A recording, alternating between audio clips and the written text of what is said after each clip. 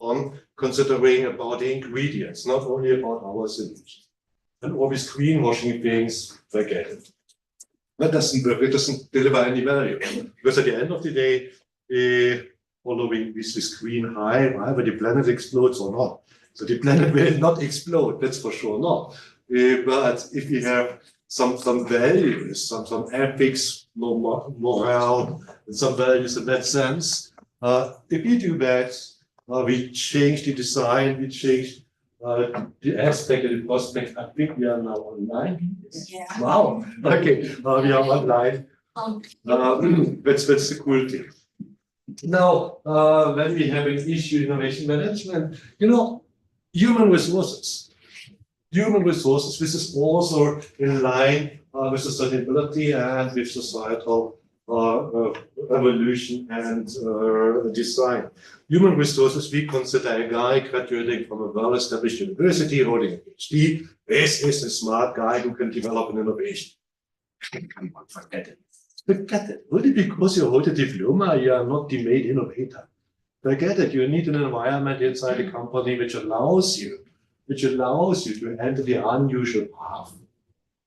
And when we talk about the innovation things, the core, what is one common or what's the most pressing feature of innovation? Change. Any kind of innovation is something new and novel. That's why it requires change. I love the change, as long as it doesn't affect me personally. Of course not. Who likes the change? In my case, I'm very, very old-fashioned. I still have a smartphone 5 years old. Samsung S20. I would never buy the new one because now I understand my phone. Why the hell should I jump on the train of the Apple heroes and buy a new phone every year? It would mean every year taking 1 week time to understand how the stupid thing works. No, I'm against it. And at the same time, I'm standing here and talking about, okay, let's suppose change to others, kind of outsourcing that. But at the end of the day, kind of change, everyday continuous marginal change makes life more valuable, makes it more interesting. If you don't have any change, it means a standstill, everything remains the same. This is against human nature. This is against human nature. We just want to see something and explore some unusual paths. But the point is here, for the human resources, if we consider even the word human resource is discriminating, because it's individuals, this is mindsets, and everybody wants to go somewhere. And it's a big challenge. In the perspective here, which is innovation management, how do you get a bunch of creative mindset people together to follow one common goal?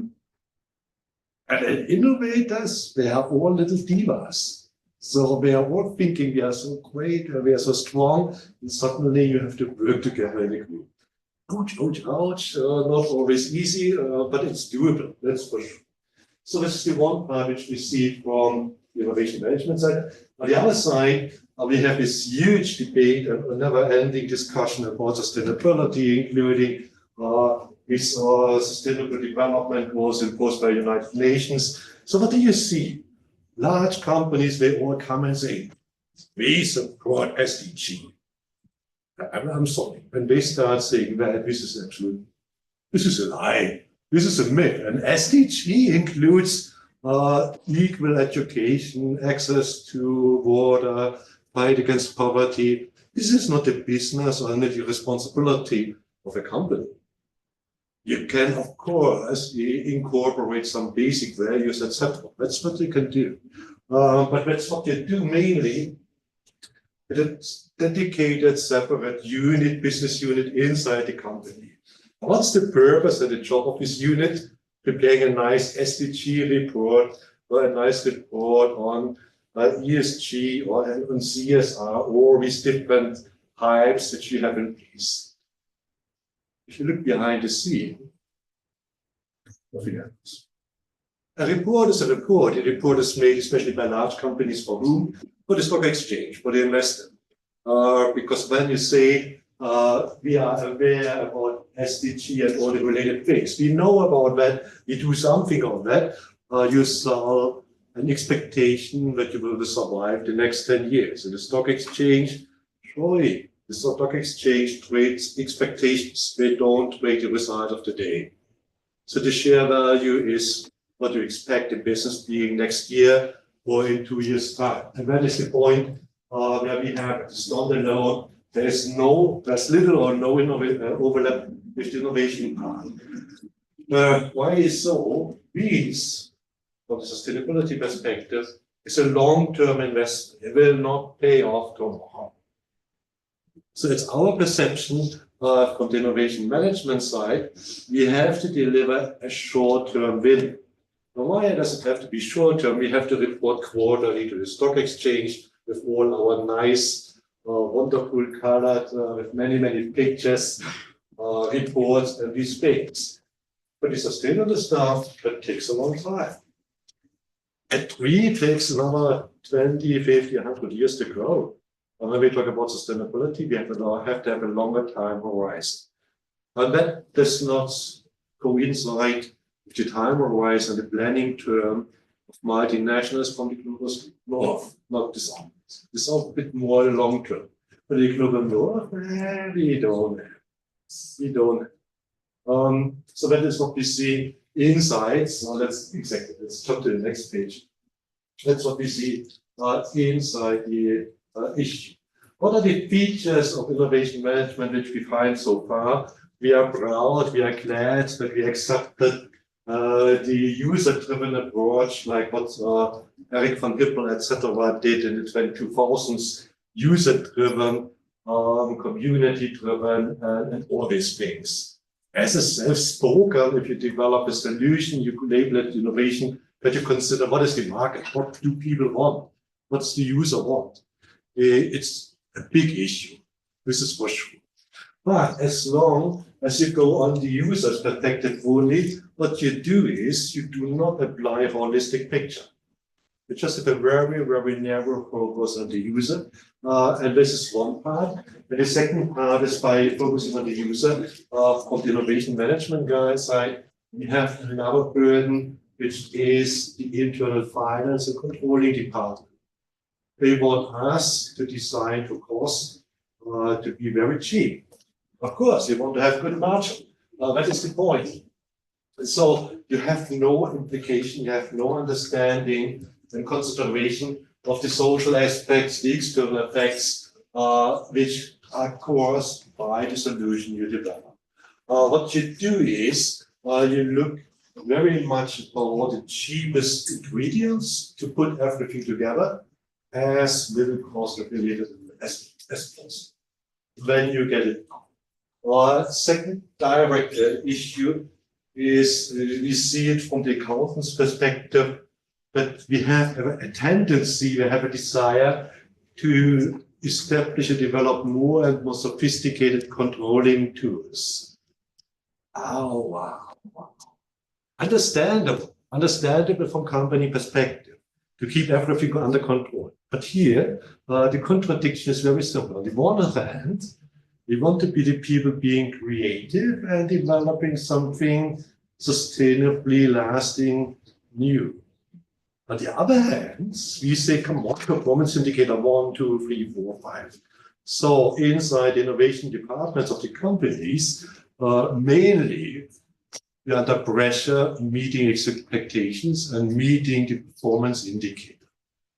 This is even so inside the university.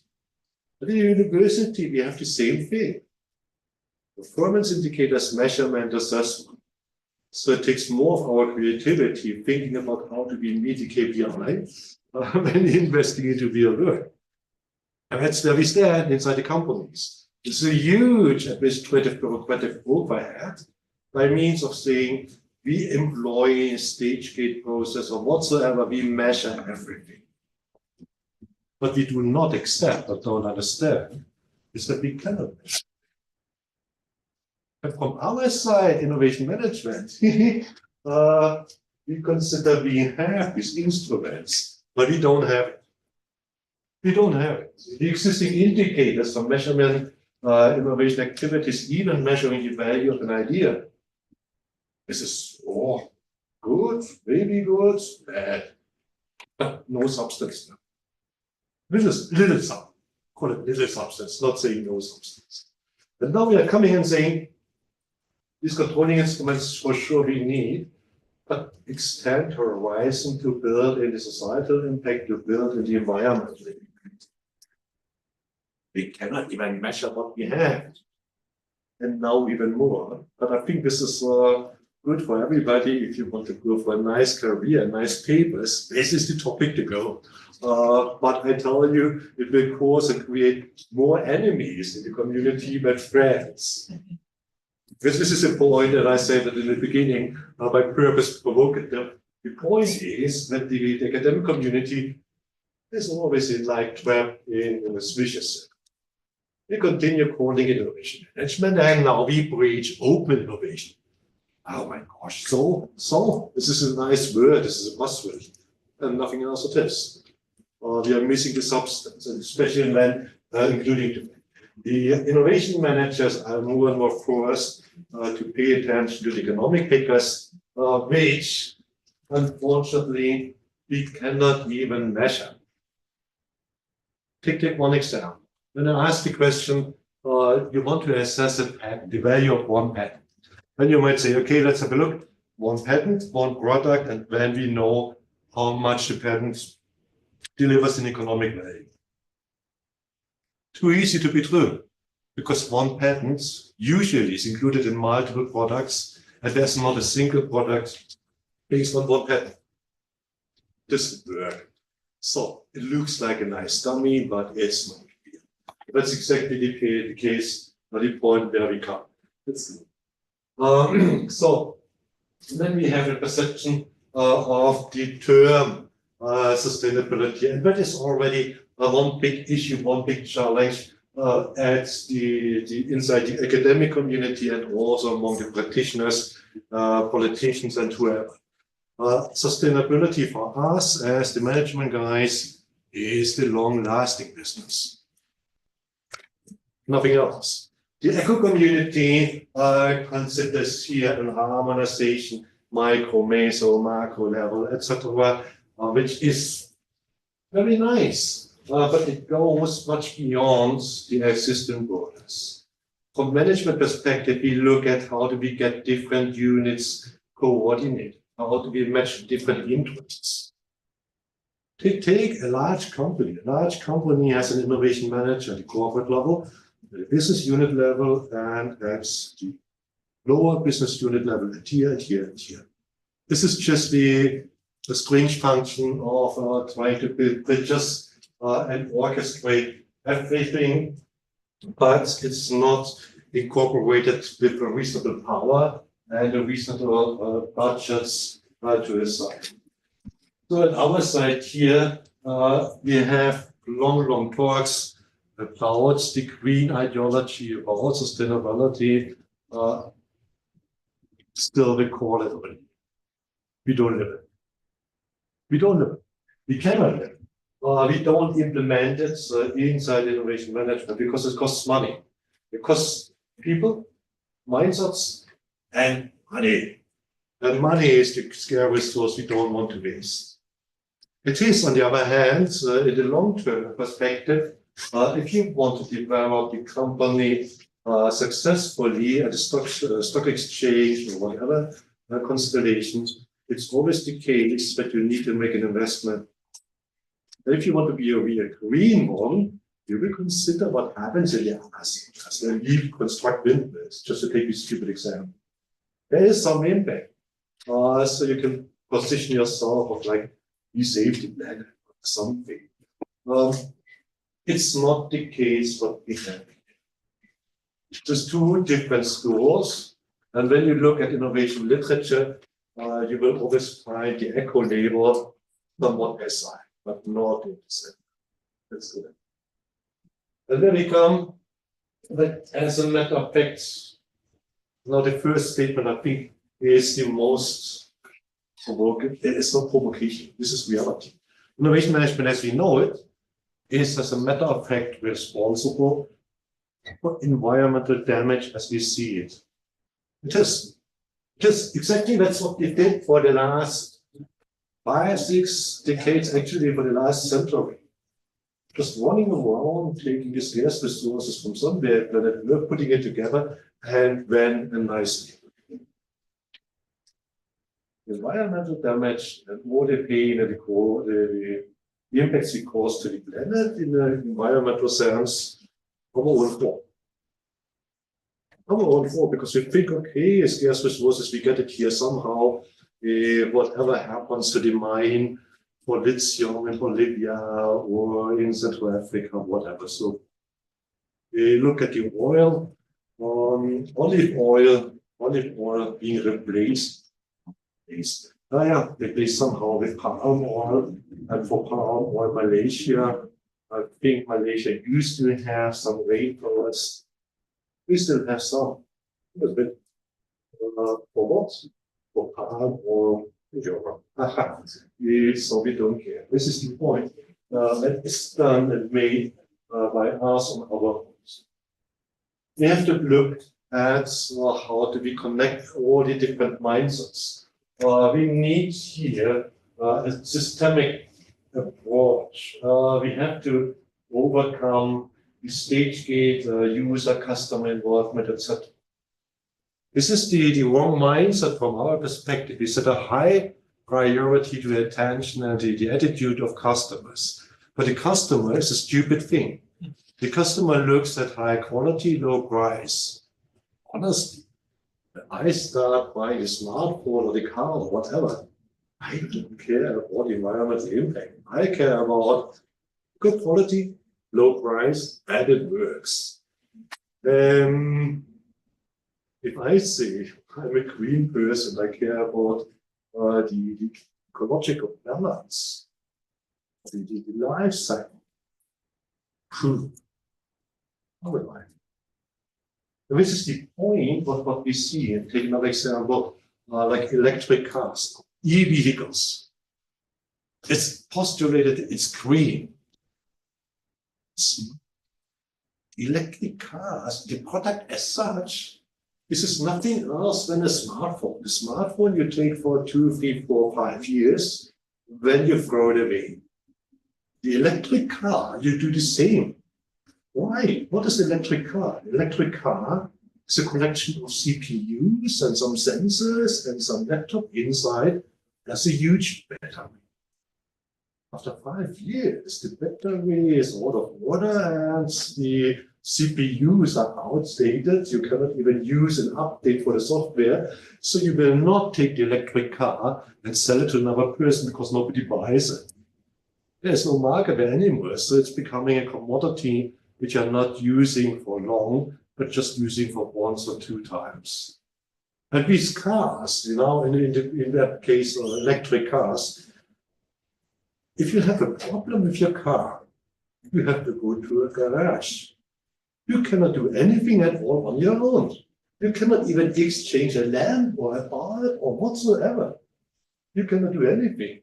And this is considered to be major part of the green revolution? I'm sorry, it's not.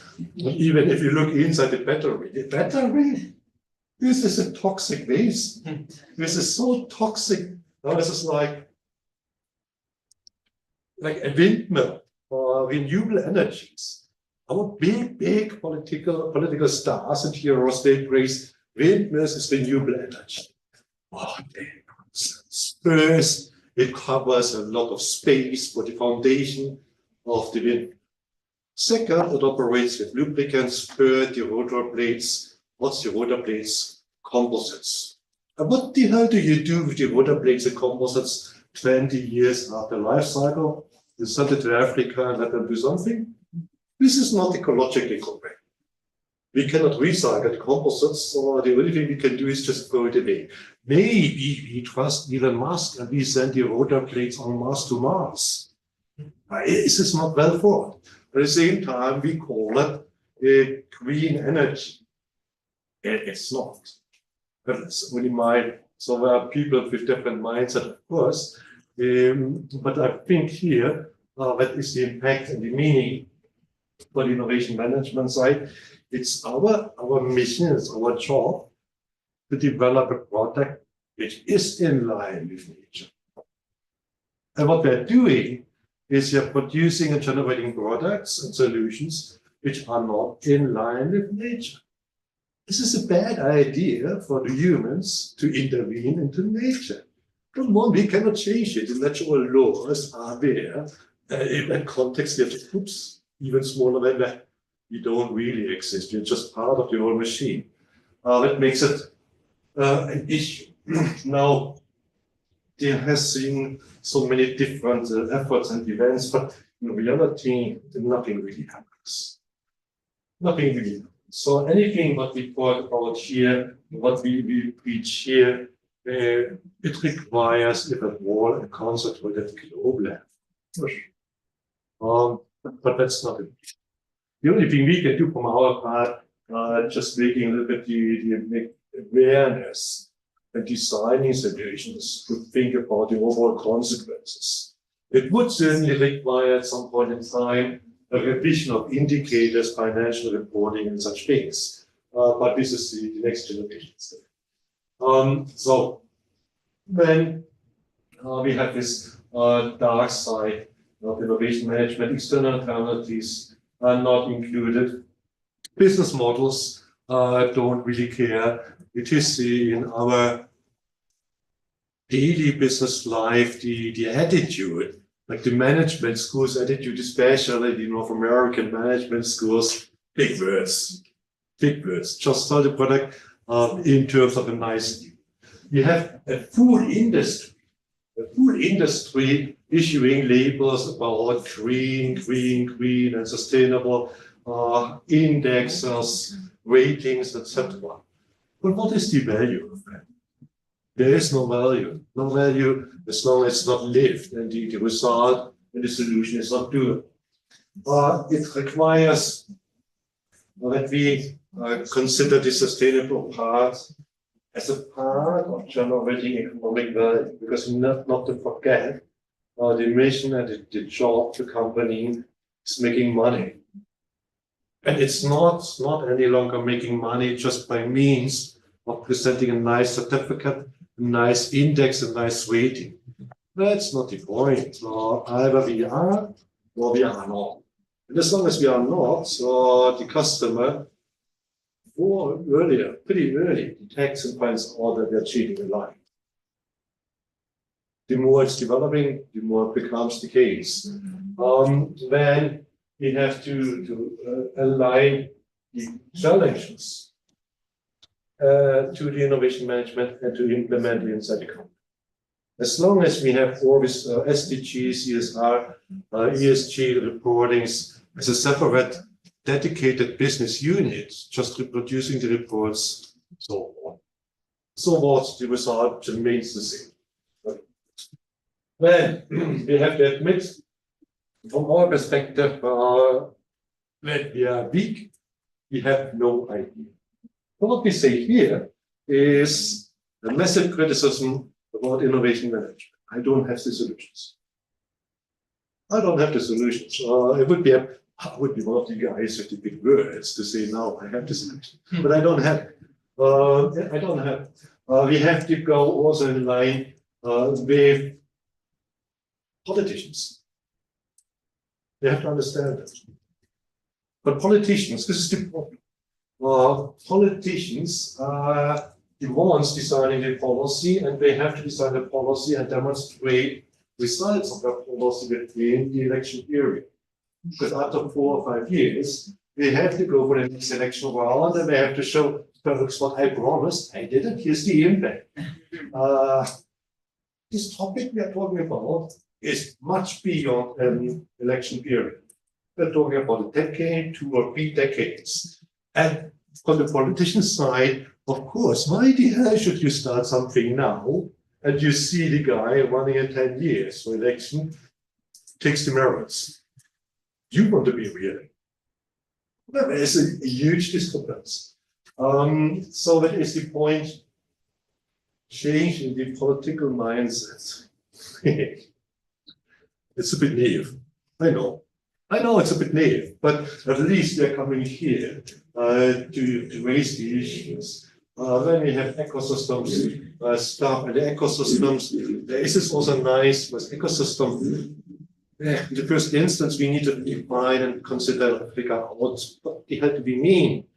There are some ecosystems inside the company, there are external ecosystems, and so on and so on. An ecosystem, is a collaborative effort. But the collaboration enters voluntarily into a collaboration. You have an advantage, win-win situation, yes, otherwise waste of time. And not to forget, on company side, we are the competition. So it's not that we are in a monopoly, so we are not dictating the rules, so we have to still compete. We have to revise kind of the innovation and the exchanges of information and demands by that. If you get the number of solid partners to join some initiative, you can do a little bit and extend the price. We need to go to revise innovation strategies, like the definition of the mission and the goal, what we want to achieve from company side. But at that moment, I would argue what we should do first is we should close and stop all MBA education, which teaches shareholder value maximization. I should close it. This is the mistake in the mindset. First of all, we need MBA education, that's for sure. But we need to revise the mindset there. Because this thinking, this short-term thinking, that results from many, many decades, shareholder value, and now being that also is related to human resource policies. Look at top management in companies. We have a nice base salary, but the actual salary is tied to share price. Bad idea, because your share price is a short-term thing and not the long-term thing. And when I buy shares at the stock exchange, I want to see a value, I want to see a return. So we have some contradictions to what. So what do we have to do? We need to develop the innovation management further in the sense of business process management, and second, in the sense of the innovation culture inside the company. So for the innovation culture, we're coming to a new buzzword, which is hardly investigated in literature. My second advice, if you want to go for career innovation culture, is the right topic. There is no literature. Why? Because we assume everybody's creative and everybody is capable of converting an idea into economic value. Theoretically, yes, but in reality, much different. We have to develop this revise the business function into a sustainable part. The sustainable part of the sustainable institution asking from the beginning on to make a full-fledged assessment where the ingredients come from. It means an engineer in the lab not just saying we buy lithium here, we buy this here and this here. Just do it, but look behind the scene. Where is it? Where does it come from? What is the environmental impact? And then decide what to take, what not to take. It becomes more expensive at the end, that's for sure. But then it's a real green solution and not just the fake show as we sell it now. You have the challenge about the short, mid, and long-term impact assessment and how to balance them. Of course, we all want to have the short-term assessment impact. We want to see a short-term result. But what if we win, have a short-term win, and tomorrow, the day after, we have to return, the company goes bankrupt? Bad idea. Bad idea. You want to assure the sustainable business, the long-term business, but you can only do that if you continue expanding your horizon and not just focusing on the short term. The short term, and this is like in a marriage, of course, you need to have a short term, nice event, nice success. But at the end of the day, you want to be married until you die. And it's a bad example, I admit. But over the long term, and to have a fruitful, nice life in the meantime, In the midterm, you need to have just a small short-term highlights. Sure, and that's where we come. That's where we come to balance the short versus the mid versus the long-term highlights. The end goal is a long-term development, a sustainable development. A sustainable development does not necessarily mean 2-digit growth every quarter. Come on, let's be a little bit more. 5% growth every quarter, every year. This is already quite a lot. We need to change the mindset towards nature is not developing in a day. Nature, a tree is growing over many decades. It's a kind of a nice picture to keep in mind. Impact assessments of any basic idea from the beginning. It requires so much beyond the pure financial assessment. Easy saying. Easy saying. What do? You say environmental impact. Oh, I like coffee, it's good. Or it's not. No, we need to revise the indicator systems. Then you just look at how do we assess an idea now? We assess an idea against the likelihood of success in the market, the probability of getting it developed into a product. That's it. Nothing else. So, cash. Cash, short time. As little uncertainty as possible. So we are not able and not willing to take much risk. Avoid the risk, but take in the big cash. Bingo. Including the environmental, societal impacts. Yeah. I don't know how to do it. I don't know. Societal impacts, when you look at all the stories and discussion about digitalization, about big data, about AI, it has an impact on society. That is for sure. But what is the impact? What's the impact? When you just look around, come on, this is cool to say, it's nice to say. We're here in Brazil, it's like in Russia. We are pretty much digital. When you go to Europe, Europe the digital, forget it. Forget it. The Europeans were happy if they accept a plastic credit card. That's maybe considered digital. Do you think you can pay with your phone or you can transfer money by using the phone number? In Europe? In the Stone Age? No. Never ever. So we are kind of trapped at the status we are. The only strength we have in terms of society now, let's discuss about gender. Let's discuss about transgender. Let's discuss about discuss. Doing something better. Developing like the big global south, fully different story. This is a societal impact. Because then, when you see a society is just like happy to discuss everything, you have to design your product and your solution accordingly. And make it in a sense that it's not vulnerable, that nobody finds anything to criticize about it. So the only thing you can do is constructing a black box nobody really understands. And this black box is big data. Anybody understands big data? Big data, what is it? This is nothing than statistics. Extreme higher mathematics and a lot of information, okay, and based on statistics. And I remember, who was it? Winston Churchill, when he said, the Second World War, never trust any statistic you didn't manipulate on your own. The right is, that is the point. So that goes for the society and the environment. What we do now is actually what we should do, not what we are doing. At least from our academic community, I believe we can make a contribution here first, but we consider that we change a bit our perception and our awareness about the contradiction or unite innovation management with sustainability. I really believe that's what we should do. We can, and we do it at least my university, but we teach the guys, the engineering guys, all from the beginning on be a little bit more attentive.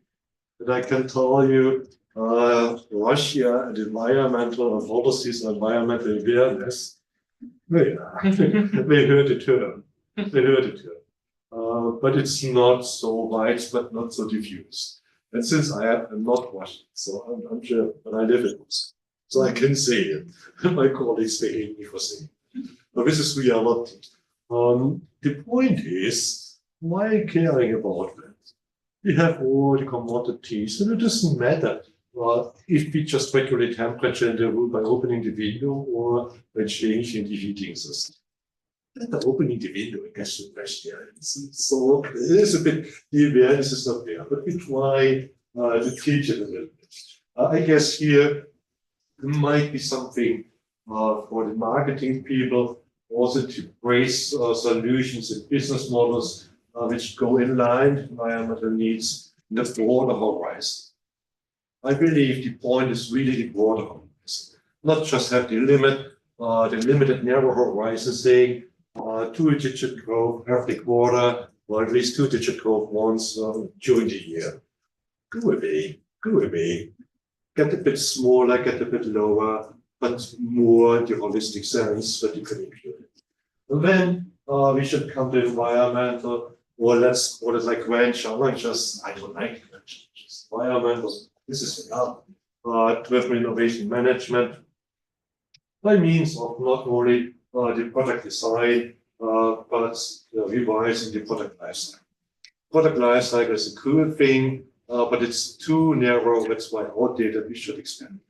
Should expand it here at the beginning. Where do we get the ingredients from? Until what happens after recycling? What happens with waste? A real environmentally friendly product is a one which has no recycling because it simply disappears without any impact on the environment. It's a bit naive, it's wishful thinking. This is for sure, but the generation after us or the generation after us might find such a solution. Okay, I think we are done. Yeah, we are done. Thanks a lot for your attention. I got my email here. Yeah, any comments, any questions?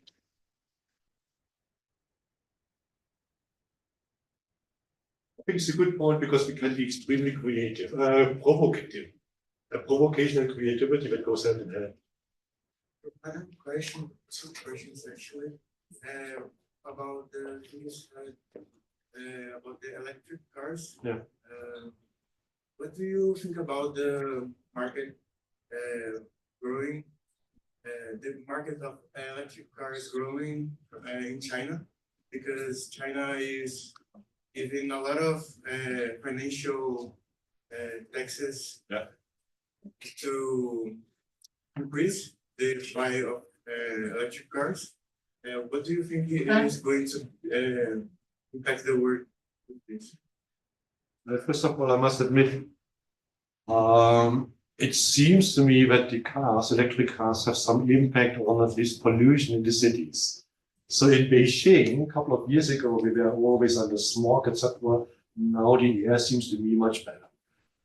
I remember I was in Beijing in summertime. I thought, oh my gosh, the cars they developed, these electric cars, really good cars, really high-end cars. This is not cars. This is not cars. This is cinemas on wheels. This is really great. We have camera sensors all around, so you don't even need to look outside the video. Just look at the flat screen, and it shows you everything. The point is, it works nicely in China, in Beijing, it works nicely in Hong Kong and Shanghai, in the big cities. But China is a big country, so the Chinese, that's just why tell me, they say we have two cars in the family, one for the city, electric car, one for going outside the city, traditional car, because there we have the problem about the charging infrastructure. But it's improving. It's improving in terms of the infrastructure. However, people are still scared. Is it really working or not? And I don't want to be in the danger. So, there is a network of gas stations around the country. And you are used to that. This is a matter of a generation or maybe a decade until you change your mindset into it. Second, The second question is about I can hear with the bias of electric cars going being good for the environment. So as you said about buying things that is really sustainable, how can we get out of this bias of some things that are being sustainable and they are not actual? I think this is in the case of the electric car. We are still at the beginning, but what will happen, the business model will change. It's not selling the car as such, but it's more or less leasing the car for a certain period of time. When the OEM takes it back to upgrade or whatever. So from the customer side, as this come on, a car is still a status symbol for many. So when you buy it and you say, I have the biggest or the fastest or the most powerful or whatever, but it's changing also a bit in the mindset. And that is what we see in the Chinese case. More and more, they have the connection between different elements of the mobility chain. The Chinese in Wuhan started now a pilot experiment with autonomous driving taxis. This is like you take the Uber app now, and when the taxi arrives without a driver and gets you to the place you want to go without a driver. So we are all networked or organized in a big network. Now what happens there? First of all, this experiment shows most accidents are caused by human drivers, not by the autonomous cars. Number one. Number two, since we are all connected in a large network, the operator of the road system, for them, they have a chance to direct and calculate the routes to take without as little as possible impact on traffic jams or the like. So it makes it more fluid. And these cars just go the highest speed as it is allowed. So a human, when I rent a car, when I go on the highway, I admit, let's try it. An autonomous car will never do it. But what we see there is the mobility chain, that you call the car. Actually, what they do in Wuhan is they say, I'm here and I want to go to the station. And when the app tells you there will be an autonomous car, a taxi connecting you, getting you to the next subway station, and then you take the subway to the station. That is the fastest way, and when it works. I believe that is the way it will develop, but not mistaken. It takes a longer time. But this is an issue, this is doable in a big city. Certainly it would be doable in Sao Paulo. Wuhan, we are not talking about a small village. It's also, I'm not sure, 5 million, 10 million, something like that. It's a big Chinese city, and Chinese cities, when we say big, it means definitely minimum 1 million. But what about smaller cities with 300, 500,000 people? Does it work there? I don't know. It's probably a matter of time. It's a matter of the business model. So I'm quite sure what we will see is car manufacturers, the OEMs, some of them will die, and some of them will convert into mobility owners. So the full mobility chain, by that means of a simple the app is more behind it, than just telling you. But making the full proposal, getting right away from Fair to the Sao Paulo airport, the app will tell you, okay, you take the taxi up to the bus station and the bus goes faster, so because it's autonomous bus, such things. In 10 years' time, we might see, but we might not see that in Europe or North America. For sure not.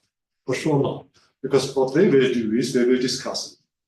This is not the Chinese, not the Russians, or the Brazilians who have more the mentality of, so anything to lose? Oh, let's simply do it. There is kind of mentality. We will certainly see it in the Asians, big cities. It will start in the cities and then spread over to the smaller regions, etc. It might even connect not only cars and buses, flights, ships, whatever, the whole mobility chain. But from the other side, from the user side, we have to change the mindset and accept that there is a machine giving us the route. So it's not us to own the car. And the car is also a little bit like this private sphere. But then you simply you give up the status symbol, this is my car. My status symbol is that I can use the premium app, which gets me faster than the ordinary app or something. Probably that changes. I don't. But it might make sense.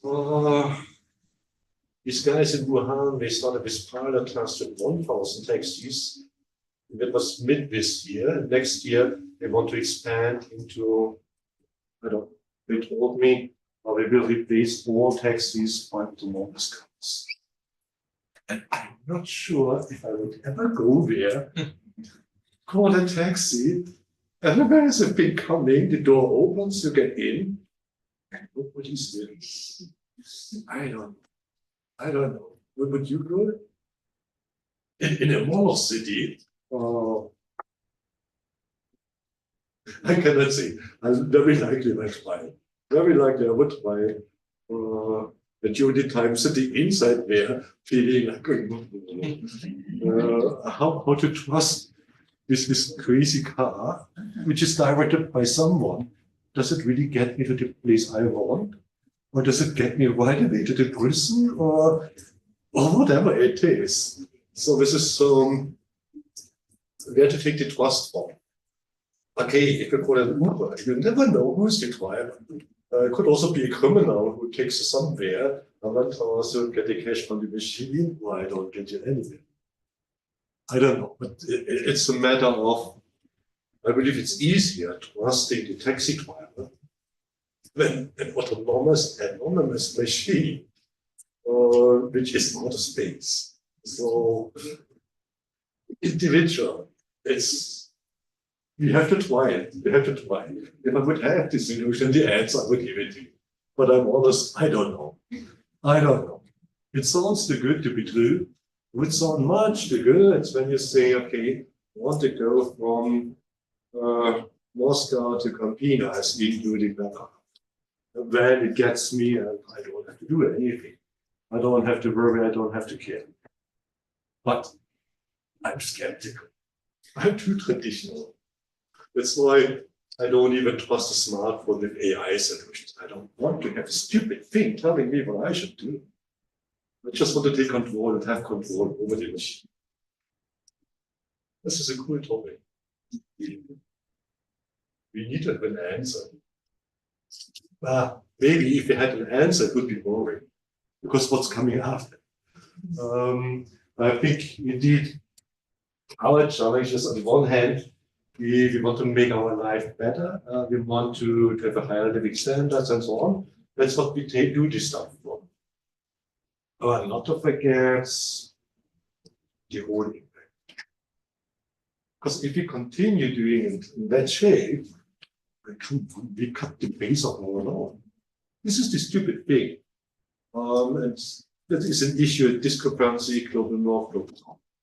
This is pretty obvious, at least to me, but not to most of my colleagues back home.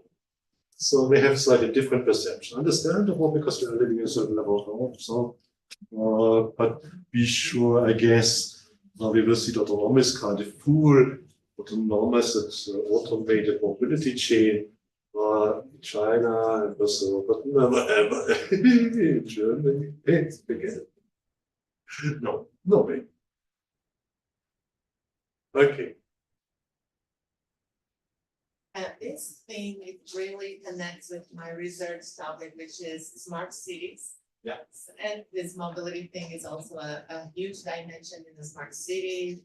And even in universities with the concept smart campus. So it really connects really well. So thank you for your presentation. Really enlightened my mind right now. And I have a question about this too. I really wanted to see your perception about it and how this innovation, because smart cities and smart campus seek to become really connected and digital and have seamless interconnections and everything. But it had also disruptive innovation, but at what sense? For instance, let me explain. We have two main lines. First one is digitalize everything, make everything connected and all. And the other line is make a smart city really smart, like smart health, smart education, like improving service with the goal of improving the quality of life for citizens and inhabitants and students in this university, for instance.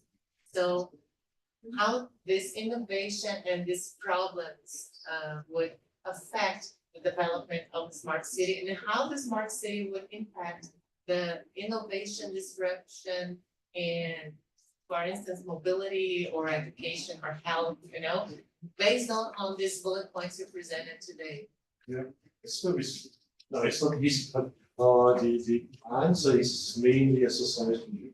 Smart cities and nice terms, a high buzzword, it is many things. The problem is, but then it depends on the area you are.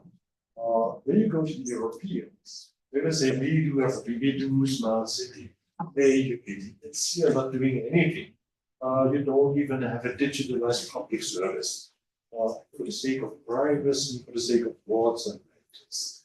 And they come and say, public library is electronic library, digitalized smart city. They have a perception which is outer space, absolutely outer space. The point is, if you have such a connected, indeed digitalized city, it means only in the background. So you don't see it firsthand, it's all digital. The only thing you see is the task the bus comes in 10 minutes. Okay, when the bus comes in 10 minutes, and it's fine. So that's what you see. You see that there's an automatic measurement of the garbage you collected back home. So the cleaning stuff will come tomorrow and not 2 days later. However, it requires the mindset of people to accept it, to agree on it, and to accept and say, all right, there is some surveillance, there's some remote surveillance on garbage, traffic, the state of affairs of the roads and all these things. The moment society accepts it, it works. The danger is who is sitting at the nodes, orchestrating and knowing all the information. There's a lot of private information inside. What the potential abuse this is formed. And second, we are coming to another issue, which is about cybersecurity. Oh shit, if there is a cyber attack on such a node, the city breaks. That would be a very bad idea. So, but it requires safeguards, not only firewalls. So, I need to ask the IT guys. They know it much better. I don't have any idea. But in a sense, in a smart city, it makes the processes more fluid. It can certainly also help make traffic more fluid. All these big services, more customer-oriented, more targeted. You don't need to go to a public authority. You can do everything online. Apply for the passport online, just collectively, or something like that.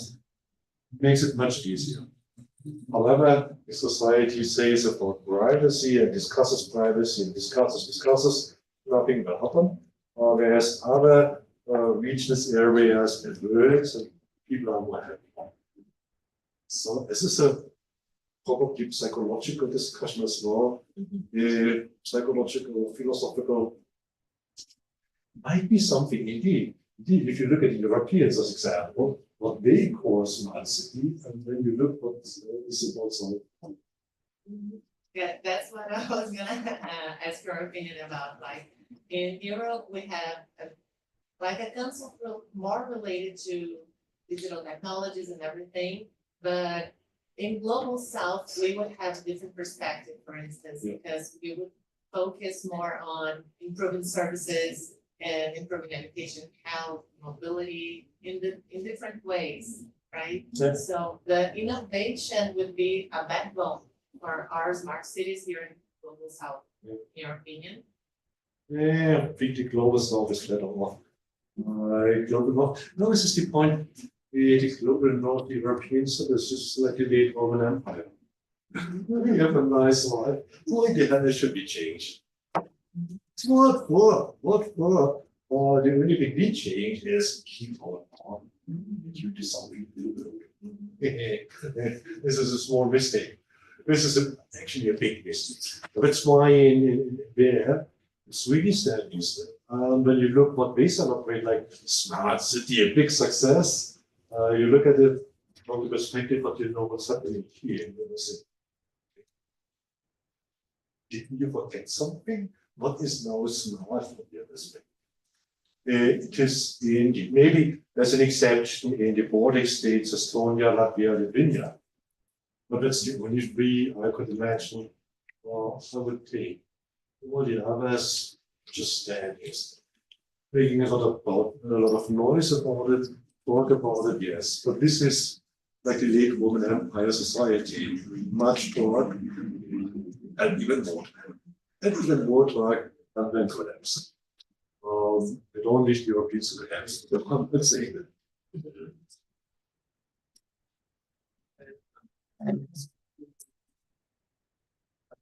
When developing a new technology, for example, the developer already has to worry about whether the technology project is ecologically viable, and then the project is commercially viable. Yeah. Then after that, he has to worry with if it's viable in a sustainable sense. And I would like to ask, for example, the first combustion engines, for example, they were sustainable in a sustainable way, very harmful to the environment. But then gradually they became less and less harmful, and today they're getting better. The example we have with the electrical cars, for example, currently they are very harmful to the environment, but eventually they won't be anymore. Now I would like to ask if the developer, the researcher, has to worry first with whether the technology is sustainability viable or commercially viable. I see. It's a huge problem. When you take combustion engines, the fuels for combustion engines, where do they come from? From fossils, crude oil. But what the hell is crude oil made? About wood.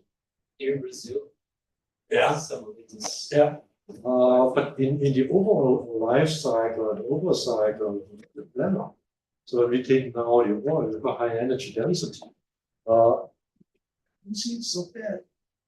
I don't see it so bad. So the problem is, it's my personal feeling, that in many cases, especially in the case of Europe and US, we cut a lot of forests.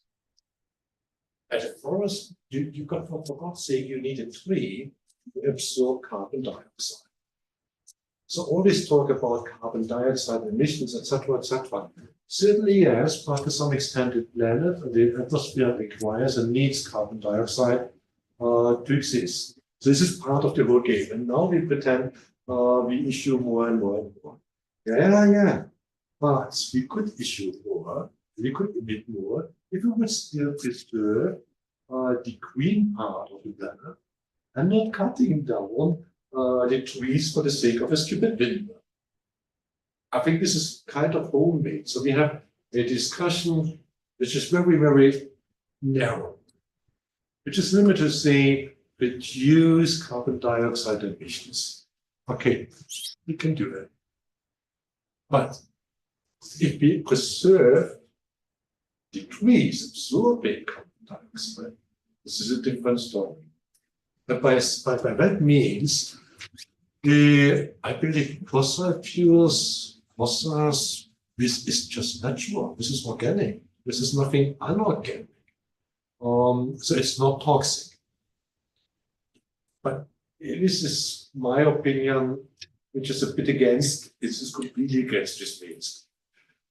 I still believe electric cars this is a fake show as long as the energy, the electricity for the car doesn't come from renewable energy sources. Solar power, wind power, to me, it's not renewable. It's not, because it's a fake, this is more toxic. So this is not really green. We are lying on us by means of saying, but we take it from wind. Now, but just start thinking about, then when you say that, you admit you didn't listen in physics in school. Because what does physics tell us?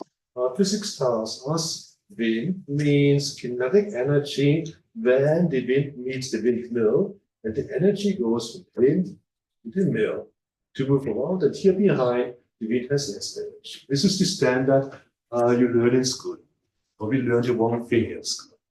So what we do is we take out the energy from wind, convert it into electric energy. And not 100%.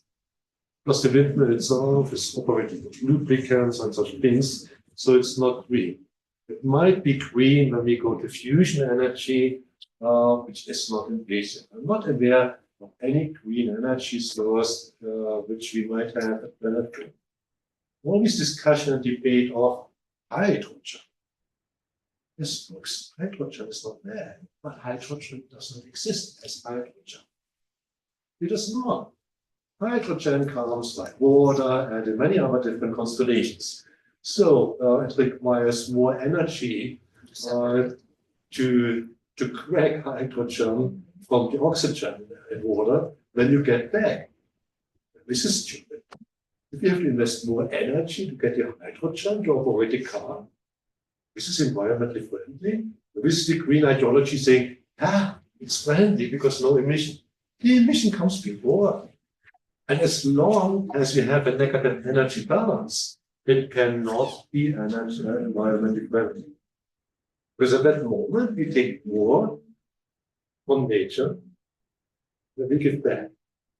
It doesn't make any sense, at least not to me. I took you one studies. I should have done something more like energy, stuff like that.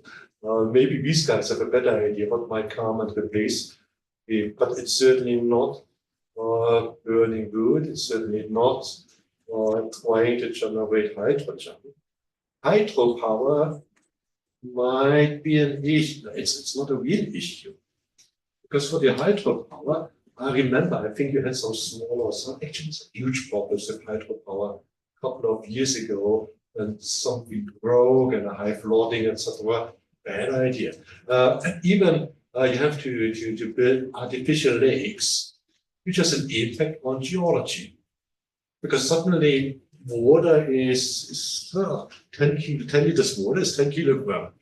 But such a lake is billions of tons. So it has an impact on the geological structure below. And I don't want to know what happens 100, 200 years later, probably an area with earthquakes. Could be. This is kind of what I see when you talk about fracking gas. Just take gas to the smallest everywhere. Be assured in 10 years' time, it's shaking all around Texas. If you want to have it, just do it. But this is not bad. So hydro fusion technologies, but fusion energy, we are talking about fusion for how many decades? And every 5 years, the guys working on fusion energy, fusion technologies, they announce, 5 years we will make it. It's a bit more complex, that's why. So it's nothing easy.